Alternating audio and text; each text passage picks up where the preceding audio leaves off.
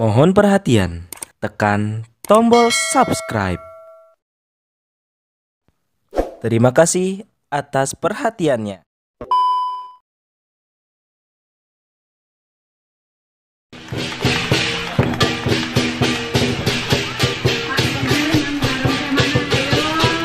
Siapa yang tahu Pak Ganjar yang mana ini?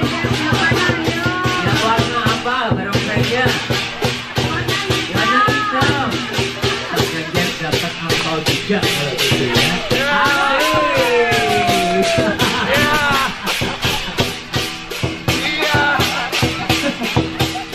Pak Ganjar banyak barongsai tapi pakai kuda-kuda loh.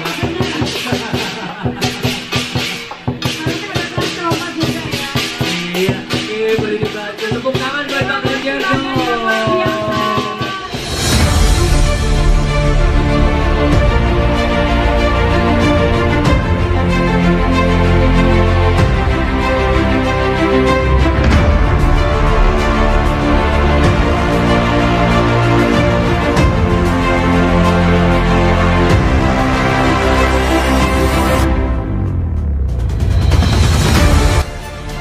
Apakah orang ini, penyelenggara ini kemudian ditahan, pilah-pilah kerumunan karena orang kemudian membandingkan antara acara barongsai di Pantai Indah Kapuk ini dengan peringatan Maulid Nabi di Megamendung, dengan peringatan Maulid Nabi di Petamburan.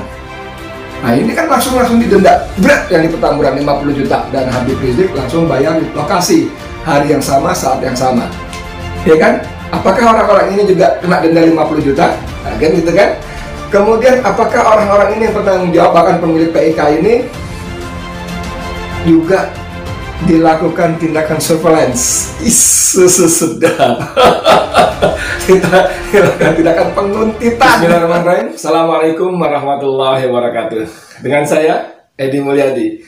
Saudara sekalian, beberapa hari terakhir, maksud saya beberapa hari belakangan ini, beredar sebuah video pendek berdurasi sekitar 47 detik tentang tayangan atraksi barongsai di Pantai Indah Kapuk.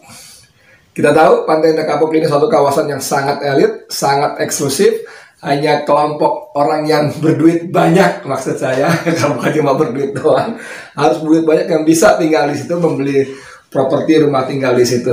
Dan pada perayaan Imlek kemarin diadakan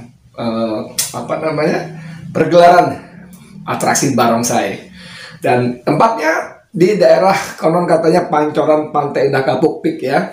Itu ada tempat food court, orang makan, orang jalan-jalan, orang beristirahat, bersantai dan sebagainya, dan di situ ada panggung, ada acara barongsai. Nah, supaya jelasnya ini videonya kita saksikan sama-sama ya.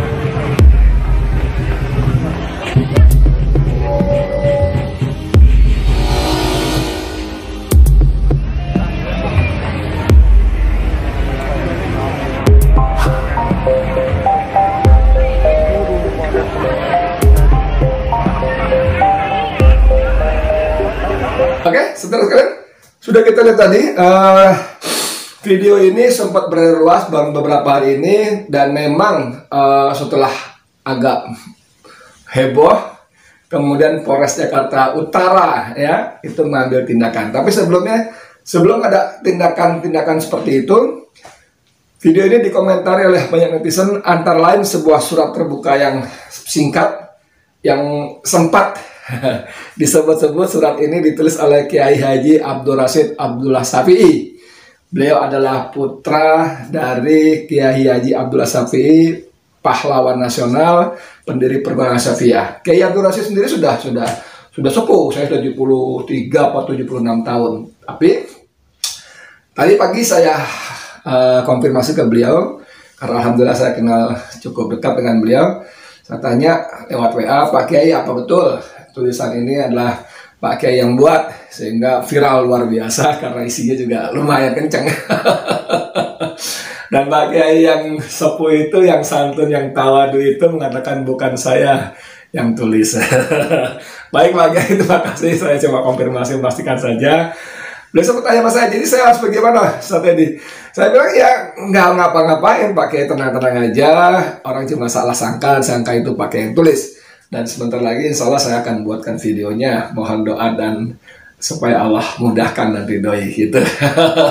Dari saya kepada Pak Kiai. Dan alhamdulillah dengan izin Allah, karena Allah, mengharap Allah, kita buat ya. Jadi begini, surat ini yang beredar cukup luas ini. Saya sebelumnya ingin katakan juga, surat ini ditulis dengan huruf kapital semua, kemudian hurufnya di bold, semuanya dari ujung sampai ujung, ditambah beberapa emoticon dan sebagainya. Memang kalau ada emoticonnya saya jadi ragu juga ya, baru kepikir juga Mas Rasid ya, sesepuh Kiai Rasid bisa, maksud saya mau menentukan beberapa emoticon begini. Saya bacakan untuk Bapak Jokowi, Kapolri, dan Panglima TNI yang terhormat. Ini kritik ya. Ya-nya ada huruf A3, kemudian ada titik 3, tik. Ini kritik ya, katanya. Kita umat Islam hanya minta keadilan dan bukti nyata kalian sebagai presiden dan aparat yang siap dikritik. Titik 3 lagi, tik, ada tanda seru 3. Wih, perhatian dengan sangat serius, 3 tanda seru. Kemudian ini acara barongsai di Pantai Indah Kapuk untuk merayakan Hari Raya Imlek. Kok bisa ya? Mereka tidak dikenai sanksi, padahal sudah jelas-jelas melanggar undang-undang kekarantinaan, dan ini sudah jelas buktinya. Mereka melanggar protokol COVID-19, tetapi tidak ditindak. Lalu, kenapa hanya seorang Habib Rizik Syihab saja yang dikenai sanksi? Tetapi mereka itu para owner Pantai Indah Kapuk malah bebas berbuat semaunya. Apa karena HRS seorang beragama Muslim, lalu Anda intimidasi? Sedangkan mereka, ini tidak saya baca. Mohon maaf, saya skip. Karena ya nanti bisa dicari-cari seolah-olah terkait soal syarat dan sebagainya. Anda tahu lah yang maksud saya, walaupun Jokowi sudah minta undang-undang ITE direvisi, dan saya tadi baca pagi tadi Istana KSP sudah menyiapkan tim untuk merevisi, mereview undang-undang ini mana saja yang harus direvisi dan sebagainya. Tapi sebelum itu menjadi kenyataan, kita masih berharap itu angin sorga. Gitu dulu ya. Setuju ya Mas saya. Mohon maaf loh Mas Presiden Jokowi, karena terlalu banyak yang sampean sampaikan kepada publik tidak menjadi kenyataan di lapangan. Terlalu banyak Anda bicara A, hasilnya B. Anda bicara C, hasilnya D, dan sebagainya. Surga yang engkau janjikan, suaranya rusak ya. Neraka yang kau berikan. Itu Mbak Irama zaman dulu. Mohon maaf, suara saya rusak. Suara saya waktu ditanya dengan Warisman suka nyanyi, saya bilang nyanyi nggak masalah buat saya, yang masalah yang dengerin nyanyi. Bubar, turun gitu ya. Oke. Ini ada tulisan lagi. Tolong beri penjelasan kepada kami umat Islam agar kami tahu seadil apakah kalian terhadap hukum yang diberlakukan di negara ini tanpa terhadap rakyatnya, tanpa memandang suku dan agama. Singkat, selesai. Nih, hurufnya besar semua nih. Huruf besar semua. Memang hari ini kita baca ya, di polisi sudah mulai melakukan tindakan-tindakan hukum ya. Misalnya di sini ada judul Pemprov DKI akan beri sanksi. Wow, panitia barongsai di PKI yang picu kerumunan. Itu sumbernya siapa? Wakil Gubernur Riza Patria. Ini ya gimana ya, walaupun agak telat, orang-orang ini tidak dikenai. Ya katanya pasal 90 sih undang-undang itu, kerumunan kekarantinaan. Cuman apakah orang ini, penyelenggara ini kemudian ditahan? Jelas-jelas kerumunan, karena orang kemudian membandingkan antara acara barongsai di Pantai Indah Kapuk ini dengan peringatan Maulid Nabi di Megamendung, dengan peringatan Maulid Nabi di Petamburan. Nah ini kan langsung didenda berat yang di Petamburan 50 juta dan Habib Rizik langsung bayar di lokasi hari yang sama saat yang sama, ya kan? Apakah orang-orang ini juga kena denda 50 juta? Nah, kan gitu kan? Kemudian apakah orang-orang ini yang bertanggung jawab bahkan pemilik PIK ini juga dilakukan tindakan surveillance? Sedap. Kita dilakukan tindakan penguntitan. Seperti yang dilakukan polisi terhadap Habib Rizik Syihab, kan begitu, orang bertanya begitu. Pertanyaan berikutnya, apakah rekening orang-orang ini kemudian dibekukan? Ayo, apakah rekening orang-orang pihak yang terkait, entah anaknya, entah cucunya, entah perusahaannya apa juga dibekukan oleh PPATK seperti yang terjadi pada Habib Rizik, anaknya, istrinya, keluarganya, cucunya, cucunya belum ya, mantunya, kemudian FPI-nya dan Hilmi, bahkan Hilmi kita tahu Hilal Merah Indonesia, sebuah sayap FPI yang khusus bergerak di bidang kemanusiaan, dan Hilmi sudah berkali-kali membuktikan ketika terjadi bencana langsung berada di depan pada saat yang pertama, mengevakuasi korban, memberikan bantuan dan seterusnya sebagainya. Dibekukan. Orang bertanya, Pak Polisi Mas Sigit, apakah perlakuan seperti ini juga terjadi pada para penulati? Kalau tidak, kenapa tidak dilakukan juga? Apakah seperti pertanyaan tadi, apakah karena Habib Rizik seorang muslim? Waduh, bahaya juga. Tapi begitu kalimat surat tadi, saudara Mas Sigit ya. Jadi disinilah rakyat melihat dan menunggu keadilan.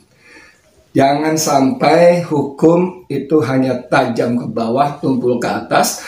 Jangan sampai hukum hanya tajam kepada para oposan dan sangat tumpul kepada para relawan. Seperti yang berlangsung selama bertahun-tahun belakangan ini. Saya ingin kembali ke Jokowi ya. Mohon maaf sebagai penutup dari video ini. Kalau benar-benar Jokowi ingin merevisi Undang-Undang ITE, bisa dimulai dengan memberikan instruksi kepada Kapolri. Itu para aktivis, itu para ustadz ulama, bebaskan. Oh, tapi kan saya tidak boleh intervensi dalam masalah hukum. Ya iyalah, memang nggak boleh.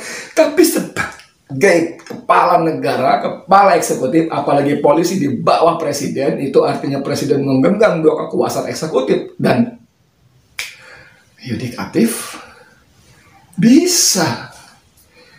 Dan itu terjadi ketika Habibie naik menggantikan Soeharto. Langkah pertama adalah membebaskan semua tahanan politik. Keren nggak? Apakah kemudian Habibie disebut intervensi masalah hukum? Itu sudah vonis, sudah tahanan, sudah napi. Bebaskan semua, keluar semua. Walaupun banyak juga yang setelah keluar tetap nyerang Habibie.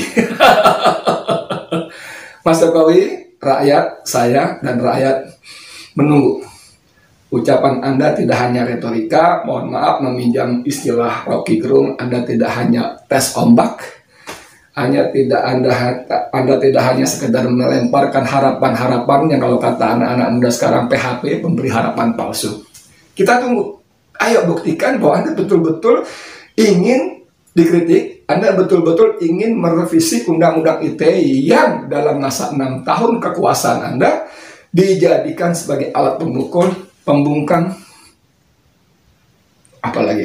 memberangus kekuatan orang-orang atau pihak-pihak yang tidak sepakat dengan kekuasaan. Oke, saya tunggu Edi Mulyadi untuk FNN. Assalamualaikum warahmatullahi wabarakatuh.